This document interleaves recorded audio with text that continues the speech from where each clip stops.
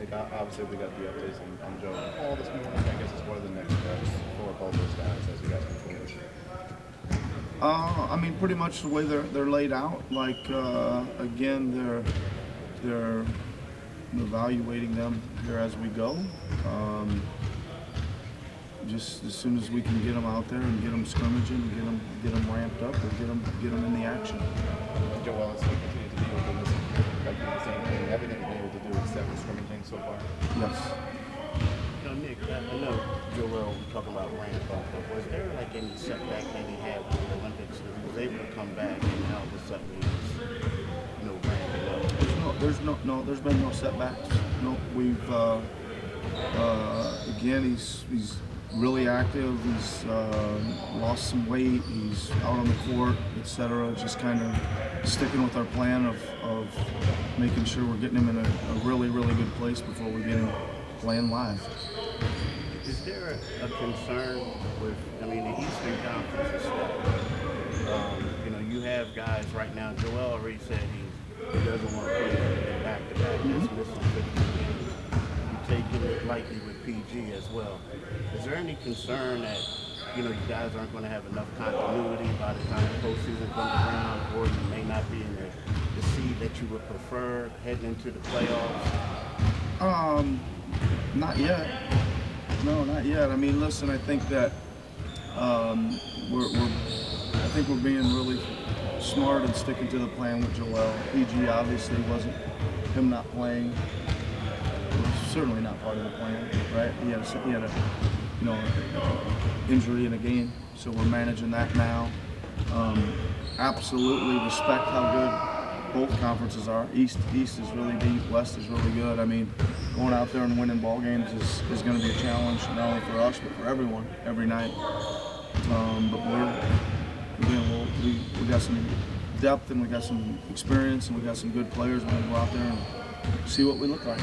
I guess after all the anticipation and excitement about your big three, how disappointed are you that you're not going to have them for opening night or first few games or so of the season?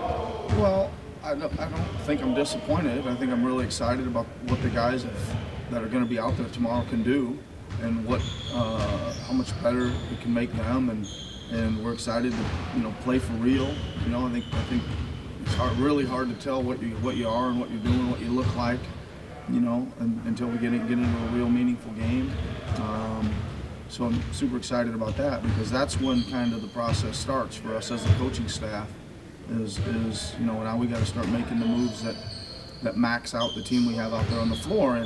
And listen, I think we got some decent size. I think we got some good wing players. I think we got some depth. I think we got a lot of things. Not like we're going out there with all of a sudden, because Joel's out, we don't have any size to replace him with, right? We got a good player out there, and these guys have played a lot together here in the fall, so we're just excited about that. And I guess just for clarification with Joel's plan, while there hasn't been a setback, and this has been part of the plan, for clarification, is he injured, or is this more a long-term preventative thing with Joel?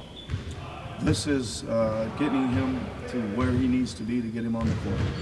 Nick, I guess if I know you've been asked this before, but do you continue to rely or draw back to your season with Kawhi and sort of that long-term process? Like, what did you learn from that experience that is helpful now in kind of a similar type of situation? Yeah, I mean it's fairly similar. Listen, I think. When we signed Kawhi, he hadn't played for I don't know how many months, right? A lot, right? And we were totally unsure of where that was going to lead to, even from the start. Got to training camp, he got through it pretty good, and then we kind of made a decision like, okay, like the big obvious one, let's not play him in back-to-backs, right? Till I think we said December 1st or something, or December. Well, and he didn't do that, and it seemed to be okay. The team kind of found a rhythm with him, without him, etc. And then we just kind of said, well, let's keep it going, right? The team was 17-5 without him, or something like that. 22 games he didn't play. So we were able to kind of keep pushing out let's take really good care of him and make sure he's ready to go. I would assume it's very similar. Nick, I think to that point, Yep. when people hear you guys have the plan, they think of those things like not playing back-to-backs, resting him in the middle of the season. But without any kind of setback, and just saying he's on schedule throughout the preseason, how do we square that he's not ready to just play games? Just trying to figure out, because it's not like the regular season opener snuck up on you. Yeah, I don't know what to say to you. Right? He's in practice. He's looking good. He's progressing. He's not quite ready yet. He'll be ready pretty soon. Is the I ramp don't know what else to say to you. Okay? Is it a fluid process, the ramp up? Is that right? Based on his feeling as opposed to Yeah, his of course. I mean, of course. Like you ramp up, and if things don't go that great, it's a longer ramp up. If things go great, it's shorter. Right? As far as Tyrese, how do you feel with him as the leader going into this game, set to start the show? I feel great. I think he's making tons of strides in that.